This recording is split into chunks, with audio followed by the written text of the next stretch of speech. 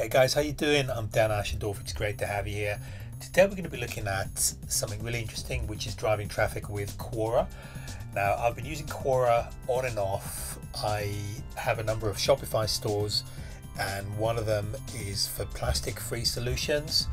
And Quora is really good for that because it's all about answering questions, and there is a lot of people asking questions about plastic-free life and about living without pollution and that sort of thing. So Quora was a really good way for us to drive traffic, but I also wanted to touch on the fact that Quora is part of a wider trend, which is content marketing. So content marketing is great for building your credibility and driving traffic, and also sending links back to your videos and stores and blogs and so on, because the internet is made up of content. So if we can produce lots of good content, that's going to place us in really good stead in terms of getting good SEO, getting found, getting backlinks, and just getting traffic. So with that said, let's have a look at Quora. Excuse me. And let's have a look at a couple of things which I have for you here. So let me just show you a couple of the posts that we put ourselves. Sorry, let me just close down a couple of the other screens. So you can see my wife there, and she is the woman in charge. And what we did is basically we found really good questions and we've answered it. Now I have to say, we didn't actually do it ourselves. We've outsourced it. It didn't cost us a lot of money to do this. It was something like $10. We found a really good writer, and what we did is we've just basically posted the questions and then we've answered them, and we had a decent amount of views on them. So just think about this, that costs about $10, and you can see here that we had 663 views. Now we've got quite a few of these, and the way that you drive traffic, and I'm going to show you a couple more, but the way that you drive traffic is either through dropping links in the answers themselves, or the other thing you can do is when you go to the bio, and I'll show you some examples of other people's bios, but when you go to the bio, you're perfectly entitled to leave some links. We've got the online store, we've got Pinterest, YouTube, Instagram, Facebook, and so on, and that's really good because it builds up credibility. You'll see some of the views that we've had, but that builds up credibility and gets you sales as well. So let's continue with this. Here's another one. Now with this one, the title has changed. I have no idea why. We left an answer about plastic-free solutions. You can see it's all about that, but you can see here, guys, that we had a lot of views, and also we have a link straight to the store. Now what I'd recommend, I think one of the mistakes we did is we didn't have a lead capture, so we concentrated more on other ways of building our email list. So we were doing a lot of Facebook advertising, but as you'll see in just a moment, I'm going to show you an example of someone else, and you'll see that this is really, really good. So Quora is really, really good for capturing leads. And so let me just close that down. I have no idea, as I said, I have no idea where that heading came from. And the other one is, again, you can see here, what are some ways to handle plastic pollution? And you can see again, so we're getting quite a few views. And if you look at our profile, this is pretty much free traffic, so it doesn't take a lot to drive traffic. So let's see, I think there's the overall stats somewhere. Just bear with me here for a minute, guys.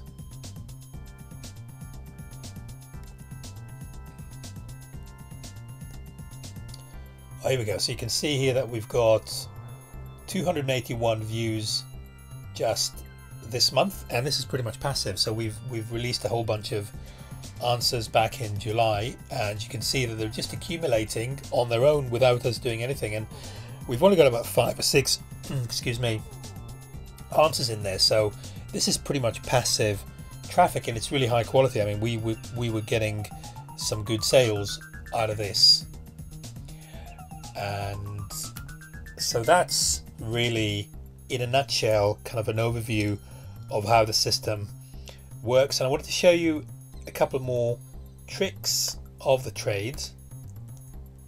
So you need to have a strong profile. Now let me just show you this guy's example here. His name is Nicholas Cole. He struck me as having a really good, I've done some research before creating this video. So this chap here, so you can see, first of all, he's got a very strong call to action that will build up his email list. You can see he's using graphics, so that's really important. And there is a whole bunch of information here about his credibility as well, his social media profiles, which is something that I showed you that we have as well. So you can see that this guy just kind of really oozes credibility. I'm sure there's people that are even more of that ilk, but he's just someone that grabbed my attention. So he kind of lays down his stall here. So that's his kind of call to action, and also building a list. So really good from that perspective, and I would recommend that you use some images and, as I said, call to action and a really strong bio if you can. The other thing is to repurpose the content. So guys, this $10 that we spent on content, let's reuse it. So put it into your blog. The presentation I'm doing at the moment, that was something that I did for another forum that I'm a member of. So now I'm creating a YouTube video out of it. So really important, if we invest in content, is to repurpose it. That's going to pay us really big dividends. And the other thing I wanted to show you is to use the power of followers. So basically the way that this works is when we, sorry, excuse me, 1 second here. So when we have followers, it's either our followers or people who follow a certain topic. Like, for example, if I go with, say, affiliate marketing,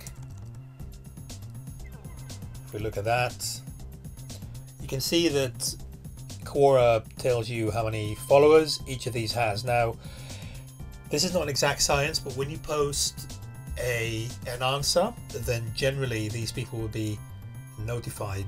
Now, I don't think, I mean, I've done some testing on this, I don't think they're all going to be notified. It's a little bit like Facebook and Instagram. No one quite knows how the algorithm works, but a percentage of them is going to be notified. What's pretty much beyond doubt is that if people subscribe to you, if they follow you, then they will be notified. And again, that's very similar to YouTube, for example, where you have subscribers to your channel, then people get notified every time you post a video. So you get, for example, an email from Gmail saying that such and such has posted a video. So as I said, no one really knows the precise algorithmic process here, but generally followers, these social media platforms, they want people to be engaged with their platform, and that's how they do it. They just notify followers, and this is why people follow, so that they can get relevant content into their feed. So that's another way, guys. So when we post answers, let's go for the ones that have the most followers, and let's try to post really interesting content so that people will start following us, and then that's going to notify them, and then we're going to get lots more eyeballs on our content. That's important. And the other thing I wanted to show you here is to get visual. So we've kind of touched on that when we looked at the previous bio, but let me just show you. This is a study here from BuzzSumo, and they looked at how many blog posts with images were shared. Then they looked at how many images per how many words got the best results. So you can see that article with image was got double. Article with an image once every 75 to 100 words got double the amount of shares of articles with fewer images. So having images does tend to get shared, it tends to get liked more, it tends to get followed. So that's very important, is to be visual in this regard. So let me just close that down. And the other thing I want to share with you here is the get them to want more kind of idea.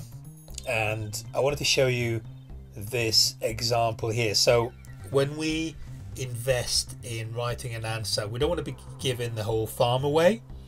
We want to be leaving a taster for more information so that people actually opt in or even purchase a product. I'd go for the opt-in and then get them onto a list and then possibly engage with them after that. But you can see here is an example that someone has posted a little bit of content, and then to get the premium stuff you need to subscribe. And this is something that everyone does. If you look at newspaper, you look at the economist.com, you look at Inc, or anyone who's worth his salt online, they all do the same stuff.